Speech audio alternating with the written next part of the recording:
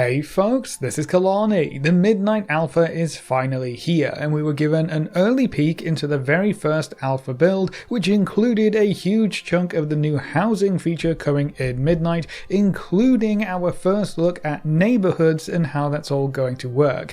In this video, we're going to go through everything we know so far about housing neighborhoods in Midnight, how to find your perfect housing plot, how buying a house works, and so much more. Now before we jump in, be sure to hit that like button and subscribe so you never miss another video.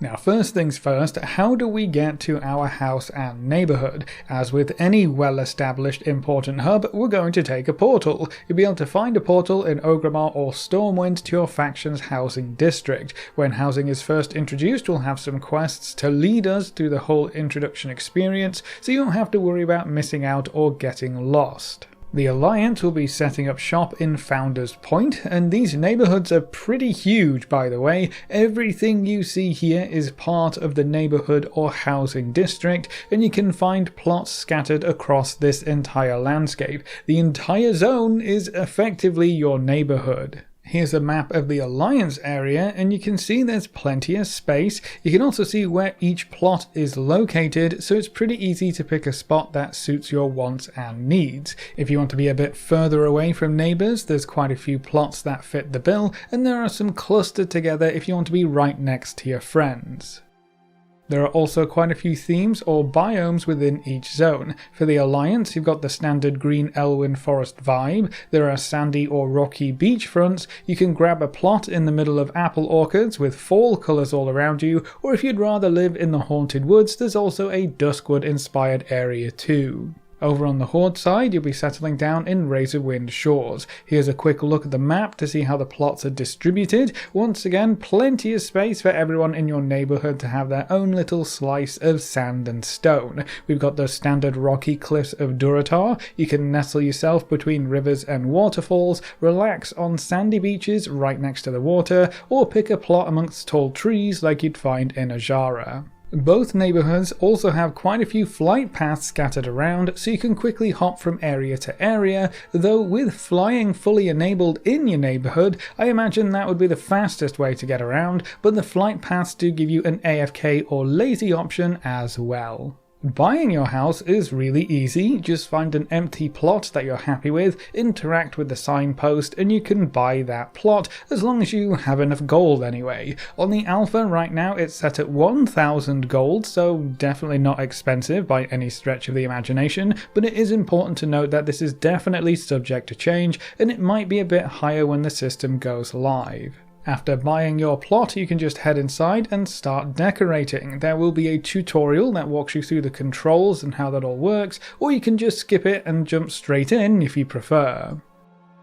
Now if you ever want to move your house, that's also very easy. Just find another empty plot that you would rather have and click on Move House. You don't even have to pay anything if you've already bought a house previously, so it seems to be completely free to move around. Your house should keep its current state as well, so you don't have to redecorate or anything like that. When you decide to move plots, it should just all transfer over automatically. Now if you need a little bit of help finding a plot to purchase, there are a few tools at your disposal. When you open your map, you can actually see which plots are occupied and which ones are vacant in your current neighbourhood. Hovering over each one also tells you who owns each house, so that's going to be interesting, seeing these names over and over again and growing with them as a community and neighbourhood. But if your desired plot isn't available, or you just want to look for a different neighbourhood, you can do that using the House Finder feature. You can open this up by talking to the neighbourhood steward, or there's a button on your housing dashboard as well. More about that in just a moment.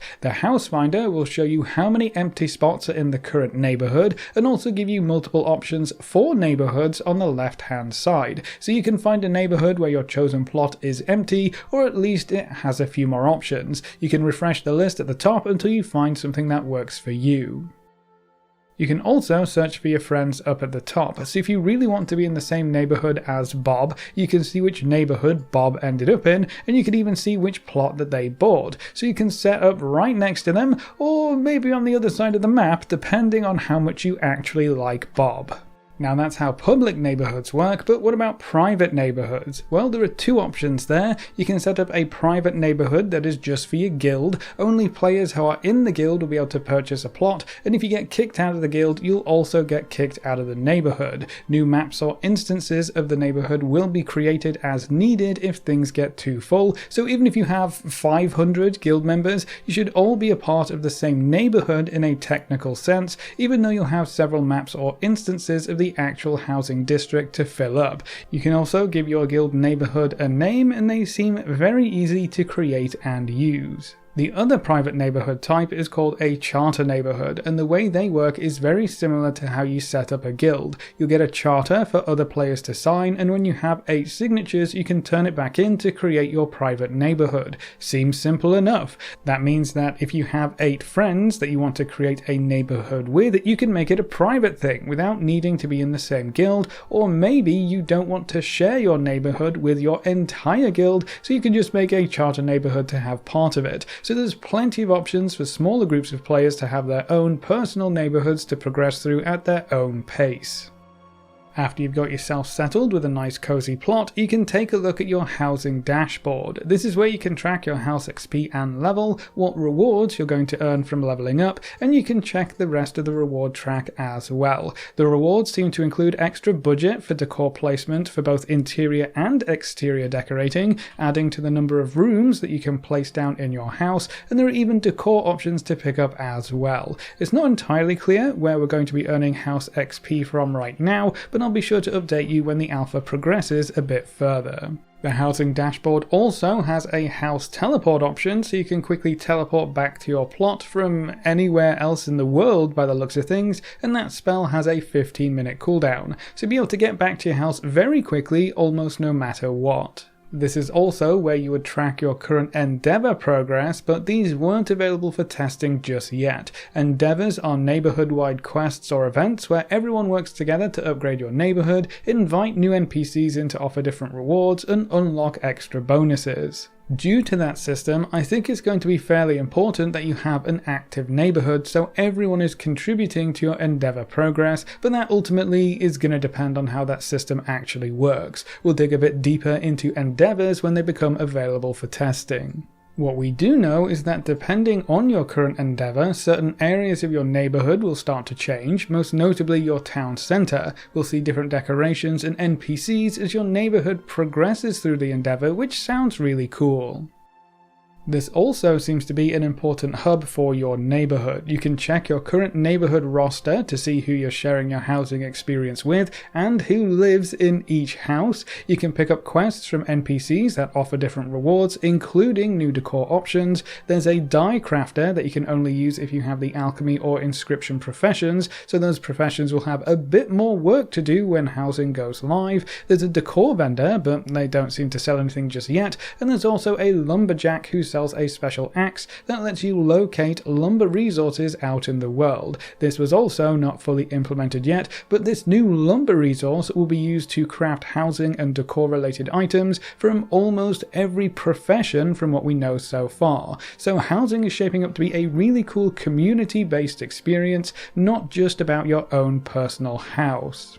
But of course that is important too. You've got to put all that Horde and Decor to work somehow, right? If you haven't seen how decorating in your house works, it's kinda crazy. Whether you're completing raids, dungeons, delves, quests, achievements, pet battles, PvP matches, or pretty much anything else you can do in World of Warcraft, you'll be earning decor pieces that you can place in your house pretty much however you want. Apparently there are a crazy number of decor pieces already in the game for us to collect, so you're going to have a lot of options for decorating your new home right when this system goes live. We've got a lot of categories on the left hand side of the housing menu that help you narrow down what you're looking for. There's a search bar at the top if you know the name of the piece that you want or the style of piece that you want, and there are a lot of filters to break your collection down even further. So if you just want items from a certain expansion or that match a specific theme, you can do all of that in the filters.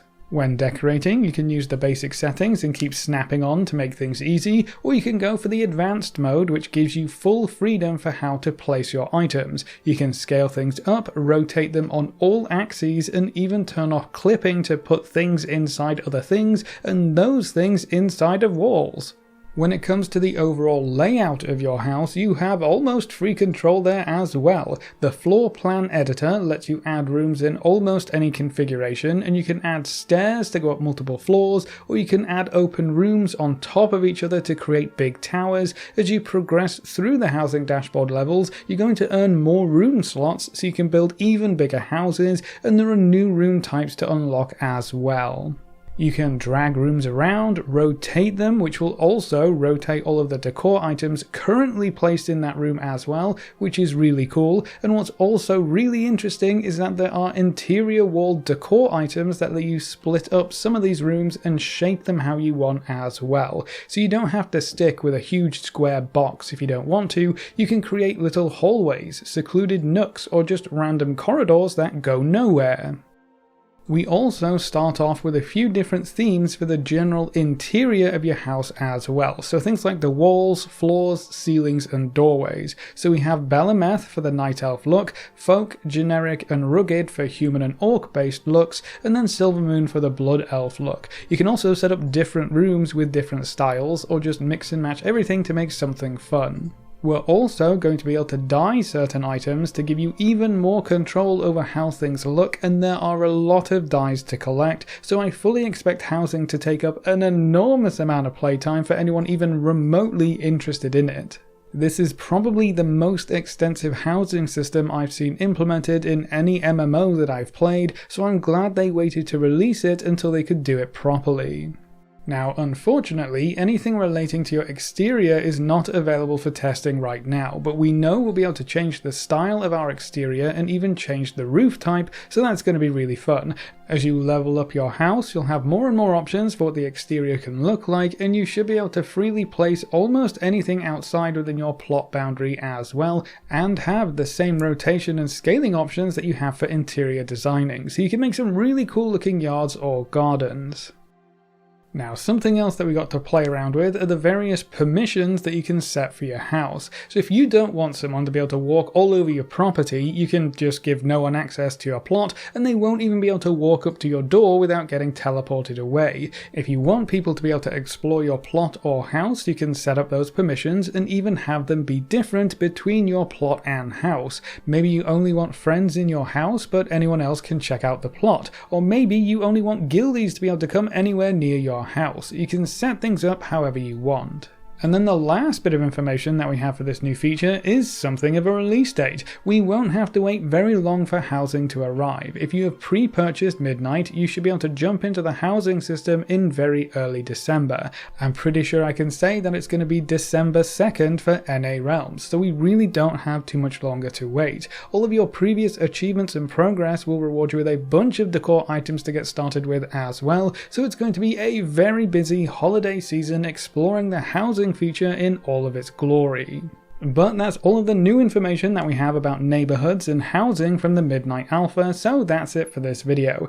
Do you have any burning questions about how any part of this housing system works, and what are you most interested in from what you've seen so far? Leave all your thoughts in the comment section below. A big thank you to all of our supporters over on Patreon and to all of our members here on YouTube. You can see their names floating by on screen. If you're interested in supporting the channel, you can find links in the description or click the join button just below the video. If you enjoyed the video or found it useful in any way, make sure to subscribe and ring that notification bell so you're always kept up to date. Thanks for watching, folks, good luck and have fun, and as always I will see you next time.